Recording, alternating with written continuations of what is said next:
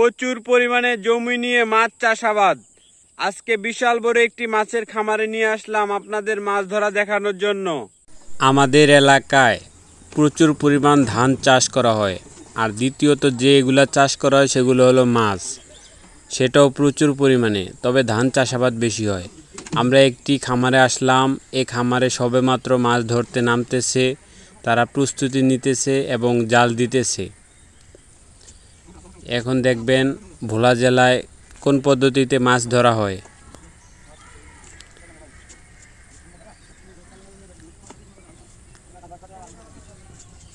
প্রতিদিন মাছ দেওয়া হয় এসব খামারে। এসব খামারে সব ধরনের মাছই চাষাবাদ হয়।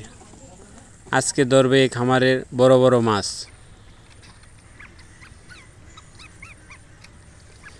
সব বয়সী লোকেরাই মাছ ধরে। এদের মধ্যে বেশিরভাগই হলো কৃষক। মাছের ব্যাপারীরা আসছে, জাল টানছে, বড় মাছ ধরবে। এই পুকুরটির মধ্যে রয়েছে প্রচুর পরিমাণে বড় মাছ। অলরেডি জালটি ভিড়িয়েছে, আপনারা দেখতে পাচ্ছেন জালে প্রচুর পরিমাণে মাছ আসছে। তেলাপিয়া মাছ। সবাই খুব যত্নে সহকারে মাছগুলা নিতেছে। এসব মাছ স্থানীয় বাজারে বিক্রয় করা হয়। মাছের ব্যাপক চাহিদা থাকায় কৃষিকাজের পাশাপাশি কৃষকেরা মাছ চাষাবাদ করে। আমাদের এলাকায় প্রত্যেক কৃষকের বাড়িতেই পুকুর রয়েছে, প্রায় সবাই মাছ চাষাবাদ করে।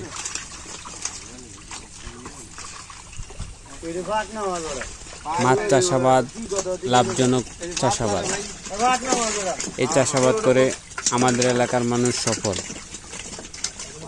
আমাদের এলাকায় দুই ধরনের মাছ সবচেয়ে বেশি চাষাবাদ হয়, পাঙ্গাস মাছ, তেলাপিয়া মাছ, এইসব মাছ।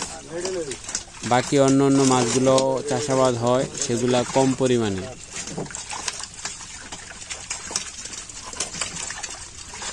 প্রচুর পরিমাণে বড় মাছ রয়েছে এই জালটিতে। কৃষকেরা খুঁজে খুঁজে নিচ্ছে মাছগুলা। হাইব্রিড তেলাপিয়া মাছ একবার পুকুরে ছাড়লেই হয়ে যায়। প্রচুর পরিমাণে বাচ্চা দেয়, সেগুলা বড় হয়, বিক্রয় করে। এসব মাছকে খাওয়ানো হয় ব্রয়লার। কোনো খামারে খাওয়ায় ভুসি বা অন্য অন্য খাবার।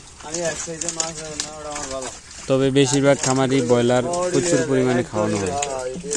2 টাইম ব্রয়লার খাওয়ানো হয়, সকালে একবার, বিকেলে একবার।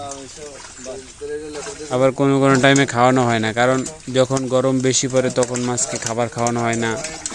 যখন মেঘ থাকে, বৃষ্টি থাকে, তখন খাওয়ানো হয় না। এছাড়া আবহাওয়া ভালো হলে প্রতিদিন ব্রয়লার খাওয়ানো হয়।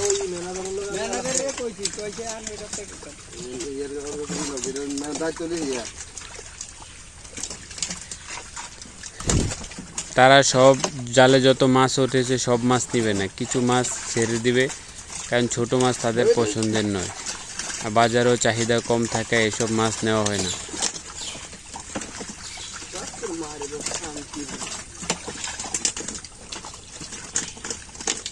এক হাতে একটির বেশি মাছ নেওয়া যায় না। 2টি মাছ নিতে গেলে দেখা যায় ছুটে যায়।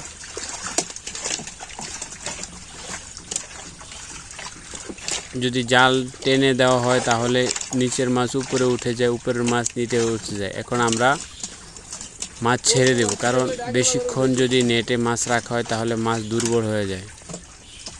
এখন ছেড়ে দেব।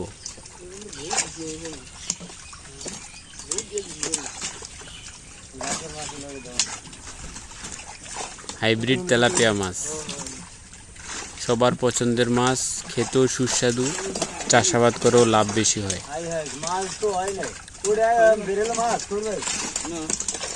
হাইব্রিড তেলাপিয়া খামারের মধ্যে অন্য অন্য মাছও দেওয়া যায়, পুকুরের মাছ। আমরা দেখতে পাচ্ছি এই মাছের মধ্যে রয়েছে কিছু পাঙ্গাস, কিছু রুই, কিছু কাতলা, এসব মাছ। তবে বেশিরভাগ মাছই তেলাপিয়া মাছ।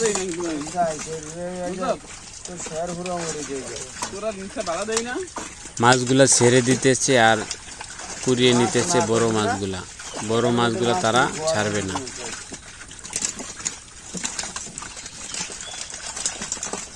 পুকুরে প্রচুর মাছ থাকায় একটু টানলেই হয়ে যায়, মাছে ভরে যায় পুরো জাল।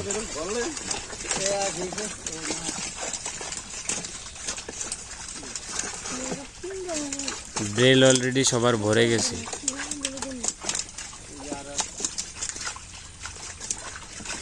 এখানে সবাই হলো ব্যাপারী, সবাই সবার জন্য মাছ নিতেছে এবং সবাই বাজারে নিয়ে এগুলা বিক্রয় করবে। ডাকে বিক্রয় করা যায়।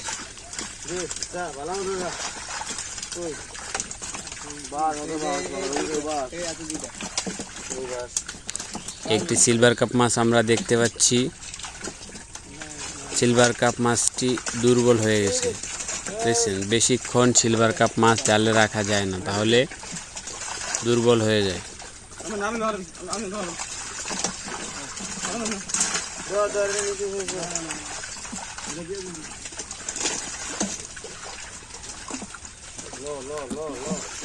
আমরা এখন সব মাছ ছেড়ে দেব, কারণ আমাদের যত পরিমাণে মাছ নেওয়া প্রয়োজন ছিল আমরা সব মাছ নিয়ে নিয়েছি।